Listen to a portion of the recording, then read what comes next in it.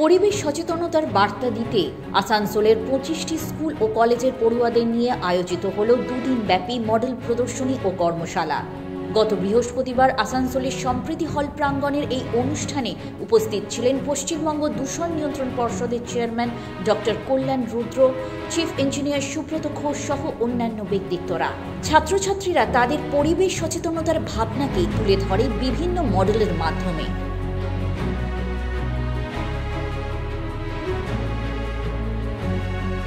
বাড়ির ফেলে দেওয়া সবজির খোসা থেকে কিভাবে জৈব সার বানানো যায় তারও এক সম্যক ধারণা পাওয়া গেল ছাত্রছাত্রীদের এই কর্মশালায়। মহুলা শশীস্মৃতি উচ্চতর বিদ্যালয়ের ইকো ক্লাবের সদস্যরা আজকে আমরা compost food waste at home topic নিয়ে একটা মডেল তৈরি করেছি। অনেকের শখ থাকে যে আমাদের বাড়িতে একটা ছোট্ট করে ফার্মিং করব। তো এই যে ফার্মিং, এটাই অনেক টাকা খরচ হতে পারে সার কিনতে, গাছ কিনতে। তো এই যে সারের ব্যাপারটা আমরা চাইলে যে আমাদের ঘরেরই যে বজ্রগুলো আছে ওইগুলো দিয়েই আমরা সার তৈরি করে ওই সারগুলোই আবার মাটিতে ফিরিয়ে দিতে পারবো।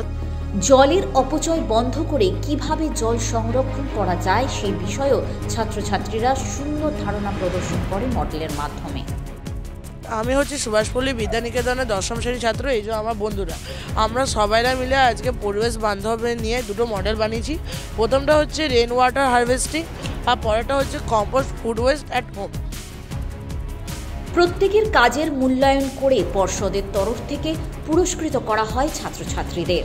বিচারক মণ্ডলীর চূড়ান্ত সিদ্ধান্ত অনুযায়ী তৃতীয় স্থান অধিকার করে বিবি কলেজ আসানসোল, দ্বিতীয় স্থান অধিকার করে বহুলা শশীস্মৃতি হাই স্কুল এবং প্রথম স্থান অধিকারী বাগমোড় রিভারসাইড স্কুল।